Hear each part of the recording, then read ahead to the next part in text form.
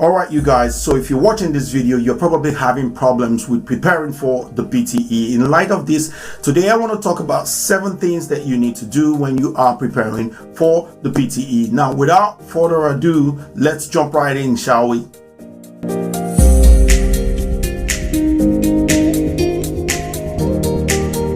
What's going on, everybody? Welcome to another video. My name is Josh and this is Learnerific 99, and on today's video I just want to have a talk with you because I got this question from one of the PTE candidates that I'm currently tutoring, and he was asking, how do you prepare for the PTE? Now, it is very important that you prepare adequately because adequate preparation would lead to success, will lead all your hard work to success. So without further ado, let's get started. But before we do, I just want to suggest to you that you guys subscribe to my channel and also hit that like button on this video and ding that bell for notification. All right, so if you have any questions along the way, leave them in the comment section below as well. Now let's get started. Number 1, get the PTE score guide. It is very, very important that you get this because you do learn 2 very vital things. 1, you learn about all the enabling skills that you need for particular questions. So every task has sections, and those sections have maybe 5 to 10 questions or maybe even 12 questions. So you would be learning the sort of enabling skills that you need to solve those questions. Number 2, you would learn how many marks each enabling skills carry for each question. Now, when you learn this, you can actually add up all the marks for each sections and find out what sections carry more marks, and then you can tailor your preparation towards them to get higher scores because you now know that these areas carry more mark than other areas. Now, the surprise thing is this: when you do calculate this mathematically, you might find out that areas that are easy for you carry more marks than areas that are harder. Now, if this is the case and you're looking for scores like 65 or 55, you can simply just focus on those easy areas and make sure that you smash them. If it's 10 marks available, make sure you get all 10 marks because this is the sure way for you to get 65. If you're going for 79, you may want to look at the harder areas first and then look at the easier ones later, because you need all the marks that you can get, as much marks as you can get to get 79 plus. So you may want to focus more on the harder areas. So these are the different ways of preparing yourself for the PTE. Number 2, you need to perform a self-assessment. Now, how do you perform this? Now, get the PTE question either by watching an entire video of all the PTE questions on YouTube and practice. Now, when you practice, this tells you what areas you're having problems with. Now, if you're someone who has already written this exam before,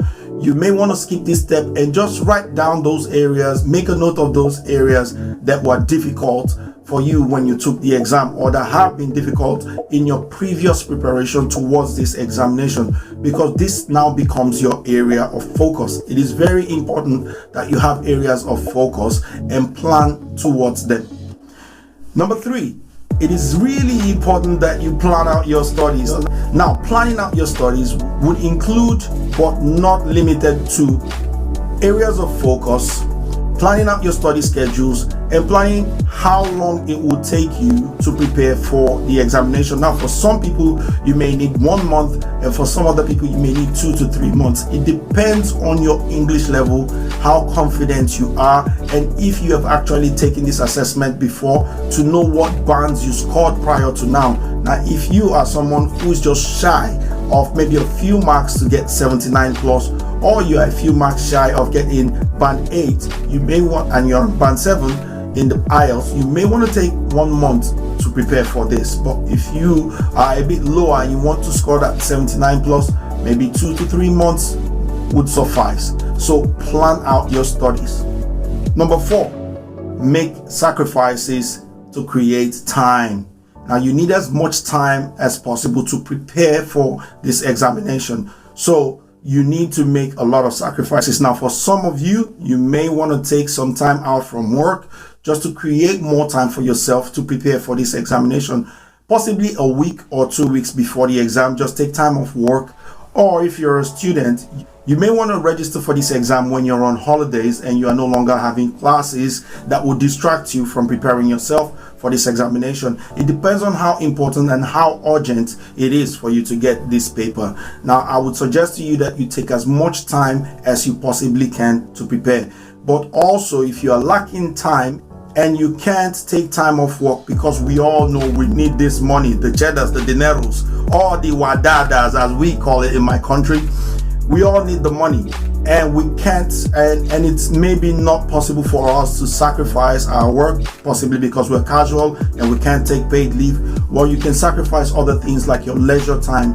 If you're spending too much time on social media, you need to reduce it or make good use of social media by learning while you are on social media or practicing while you're on social media, which I'm going to tell you how to do that in the next couple of steps. Number 5. Source for information. Now, it is very important that you source for information, because this would actually help you with time management. When you are sourcing for information, you are reducing the time it will take you to personally learn about how to study or get high scores in particular question types.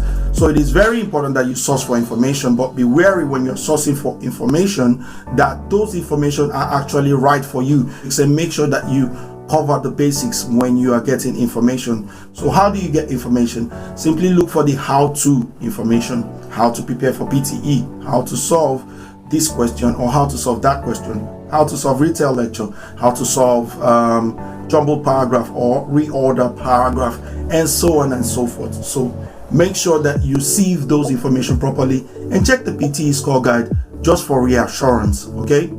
Now, there are several ways you can source for information. You can get information from paid classes or hire a paid tutor, but be wary as well. Make sure that that tutor is someone who has taken the PTE exam and has passed it and know exactly what to do.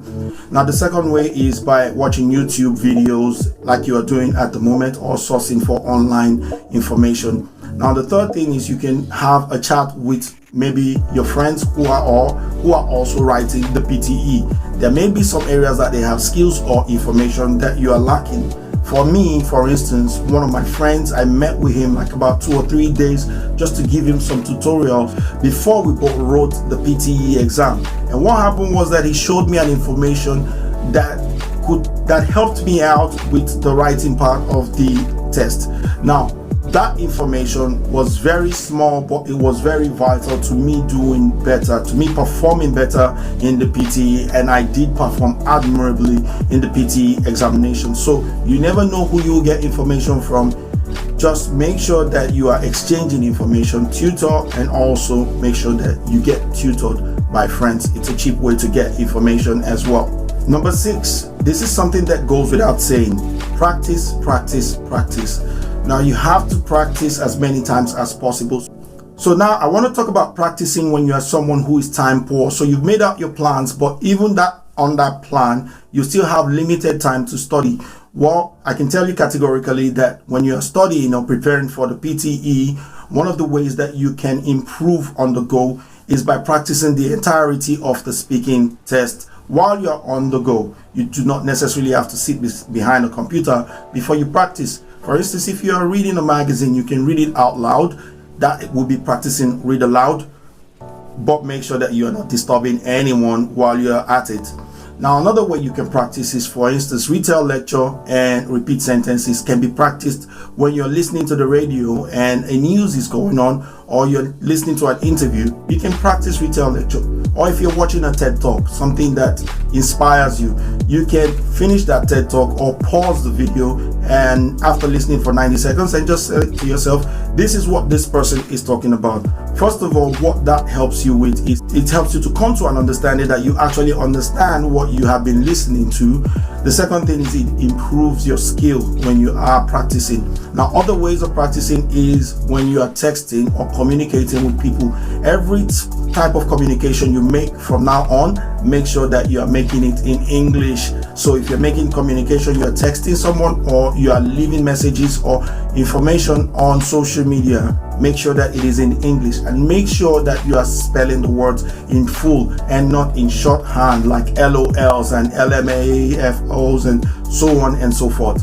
Make sure that they are written in full. That way you are actually learning spelling, and also because you're speaking English and you're writing in English, you're improving your grammar and vocabulary. Now, this is a really important enabling skills that will help you score a lot when it comes to the PTE speaking. Now, every single time you sit somewhere and you have nothing to do, you're just chilling, relaxing, you can just look at the view that you're seeing. It could be in your room, you could be at a park, you could be on a highway, and just describe what you're seeing, and this could give you a form of practicing for described image. So practice at all time during the duration of you preparing for the PTE. Number 7, and this is the last thing you need to do, you need to take a mock test at least once before you write the examination. You could take it twice just to check if there's any improvement or self-assurance before you write the examination. The beauty of the mock test is that when you take a mock test, the mock test simulates the exam. It is going to put you under the same type of pressure that you will be in when you are taking the examination. And when you understand what sort of pressure you are going to be facing, this would ease you up when you can conquer that sort of pressure. This is why I always advise that students should take mock tests at least twice before the examination. So it is important that you take that mock test, because this will be how you can get yourself assessed, not by yourself, but something neutral. All right, and there we have it, the 7 things that you need to do when you're preparing for the PTE examination. So now what I want to know from you is, how do you prepare for the PTE? And did you learn anything from this video? Are there things that you haven't thought about that you actually seen on this video, or are there things that you were expecting me to mention and I didn't mention in the preparation sequence? Please leave them all in the comment section below. Now, I really appreciate you, and I want to say thank you for watching this video up to this point, and I hope that you really learned something. Now, before I leave, I just want to suggest to you guys that if you did enjoy the video, please hit that like button to help me, and also subscribe to the channel for more content and ding that bell for notification. Now, I'll be leaving you to your studies because I gotta go. But until the next time that I see you, remember to keep learning, stay blessed, and be terrific, everybody. And I'll see you guys on the next one. Peace. And I'm out of here. 1, 2, 3. We blast through with a beam, scary like Halloween. Been a long time coming that I be hitting the same. Fighting like color pains, now you send the same. Glowing like Halloween is the way to begin.